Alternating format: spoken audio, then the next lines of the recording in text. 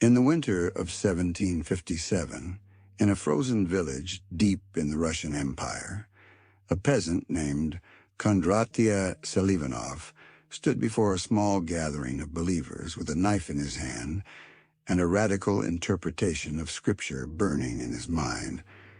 He declared that true Christians must literally cut sin from their bodies, that Christ himself had been castrated, of a purity they believed would guarantee entry into heaven. This was not an isolated act of madness.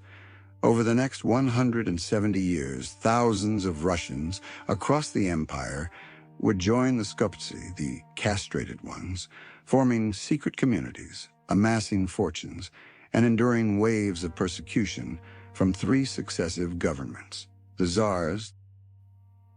Welcome to the channel, Cult Files.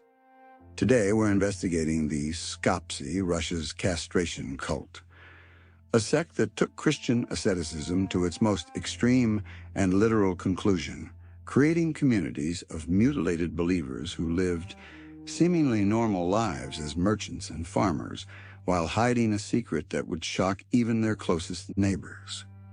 If you're here for forbidden religious history that challenges everything you think you know about faith, sacrifice, and the human capacity for devotion, make sure you subscribe and hit that notification bell so you never miss an investigation. This story will twist through Imperial Russia, Siberian exile, secret trials, and a theology so radical it makes other cults look tame by comparison. Let's begin. Our story begins not with Selivanov, but with the broader context of Russian religious dissent in the 18th century. The Russian Orthodox Church held immense power, closely aligned with the Tsarist state, but beneath its authority simmered countless breakaway sects. Old believers who rejected liturgical reforms, Castration flagellants who believed in physical suffering as spiritual purification, Dukhobors who rejected church hierarchy entirely. These groups were persecuted, exiled to Siberia, beaten by police, yet they persisted, driven underground into secret worship. Into this ferment of radical Christianity came Kondratya Selivanov, born around 1732, possibly a runaway serf or deserter, who joined the Castration sect before splitting away to form something far more extreme. Selivanov's theology was built on a twisted reading of Scripture. He seized on passages like Matthew 19:12, "For there are eunuchs who are born that way, and there are eunuchs who have been made eunuchs by others, and there are those who choose to live like eunuchs for the sake of the kingdom of heaven," and interpreted it literally. He taught that sexual desire was the root of all sin, the barrier preventing humans from returning to the pure state Adam and Eve enjoyed before the fall. Marriage was corruption. Childbirth perpetuated sin. The only path to true holiness was to eliminate sexual capacity entirely through castration, what the Skoptsy called the baptism by fire. Selivanov went further, claiming Christ himself had been castrated, and that this truth had been suppressed by corrupt church authorities. He positioned himself as a living Christ figure, a second coming who would lead the purified remnant into the millennium. The ritual had levels. The lesser seal involved removing only the testicles, leaving the penis intact. The greater seal, reserved for the most devoted, involved complete removal of genitals. Women underwent their own version, removal or burning of nipples, breasts, and sometimes external genitalia. These operations were performed by sect members with no medical training, using knives, razors, or red-hot irons, often in freezing conditions, with only vodka as anesthetic. Infection was common. Many died from blood loss or sepsis. Those who survived bore scars they had to hide for the rest of their lives, living in constant fear of discovery. Yet despite the horror, the Skoptsy grew. Why? Part of the appeal was theological. Selivanov offered certainty of salvation to peasants terrorized by orthodox teachings of hell and damnation. If you underwent the operation, you were guaranteed paradise, no matter what sins you committed afterward. Part was communal. Skoptsy lived in tight-knit networks that provided economic support, shelter, and family bonds to people otherwise isolated in a brutal society. And part, disturbingly, was generational.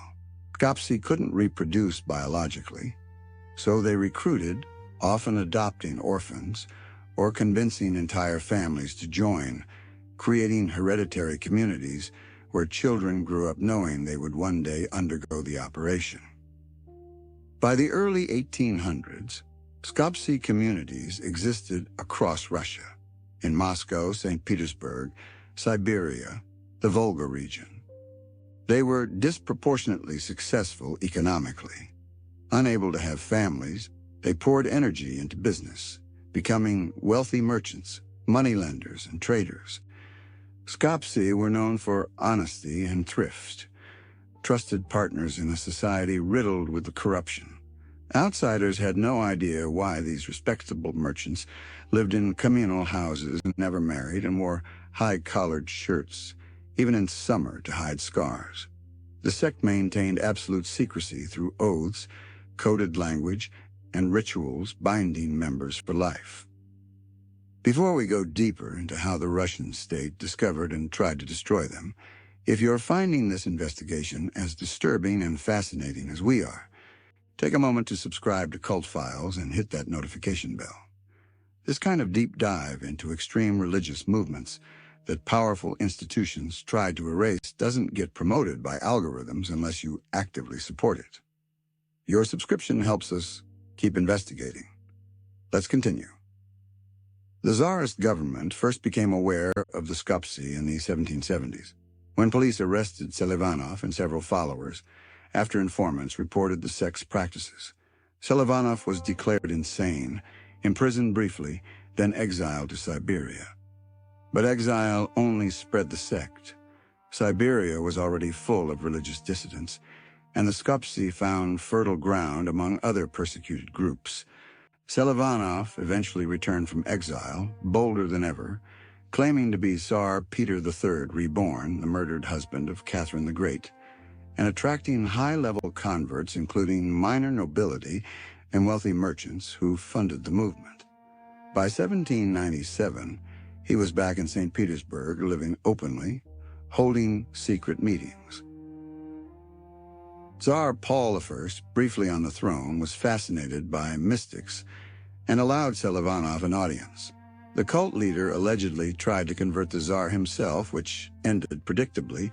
Selivanov was arrested again and locked in a monastery prison, where he remained until his death in 1832, by then ancient, still revered by followers as a living god. But his imprisonment didn't destroy the Skoptsy. Leadership passed to others, and the movement continued to grow underground, now with a martyred prophet to venerate. Throughout the 19th century, the Tsarist government launched waves of persecution. Nicholas I, who ruled from 1825 to 1855, was particularly brutal. Special commissions were established to hunt Skoptsy. Police conducted raids, forcing medical examinations of suspects. Men and women stripped and inspected for signs of mutilation. Those found guilty faced exile to Siberia, hard labor, or imprisonment in monasteries where they were re-educated by Orthodox priests. Families were torn apart. Property was confiscated. Informants were rewarded. Yet the Skoptsy endured. How? Partly through wealth, rich Skoptsy merchants bribed officials, funded legal defenses, and relocated communities when danger loomed. Partly through silence, members would rather die than betray the sect, even under torture. And partly through adaptation, Skoptsy learned to mimic normal life more carefully, entering sham marriages to avoid suspicion, hiding scars, conducting rituals in even deeper secrecy. By the late 1800s, estimates suggested there were 5,000 to 100,000 Skoptsy scattered across the empire.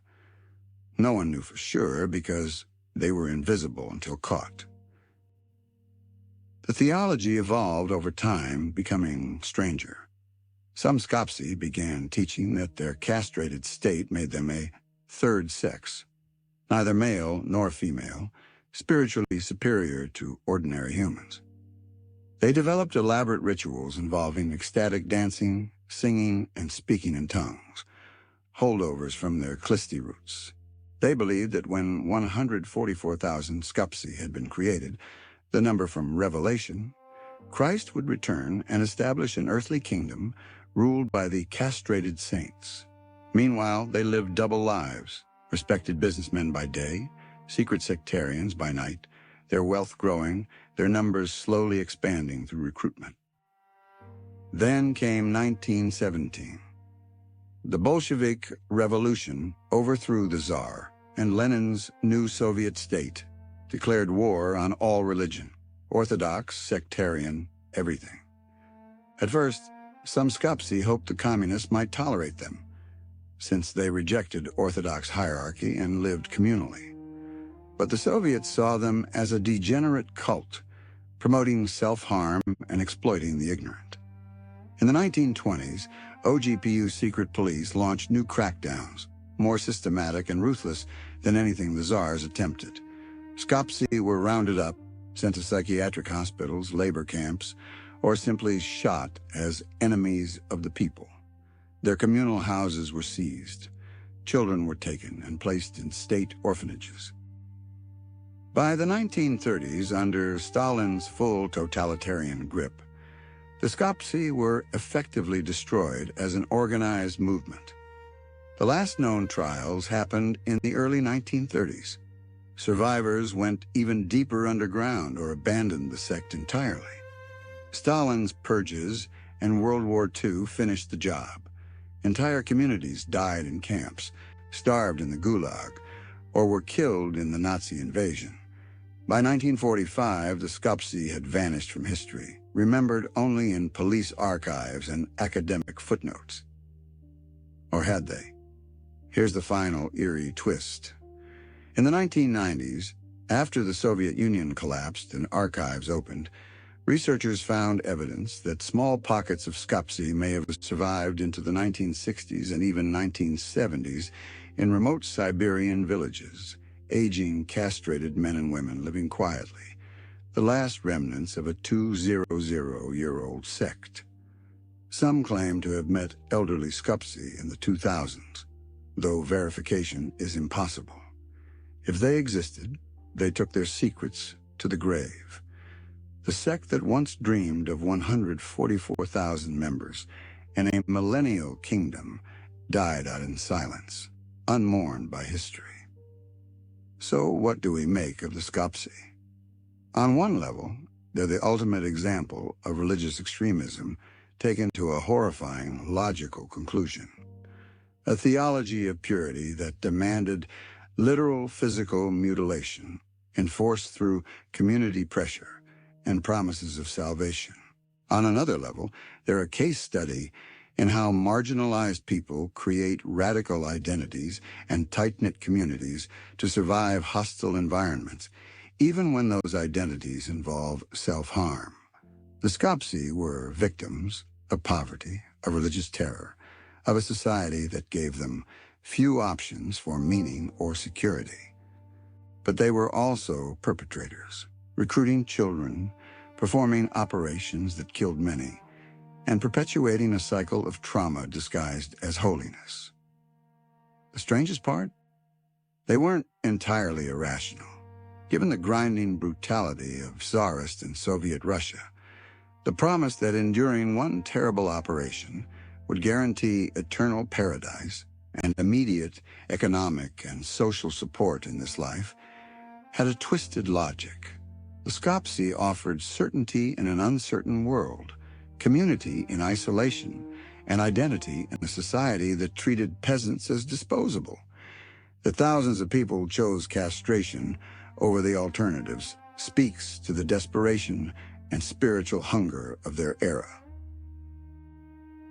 What have we uncovered in this investigation?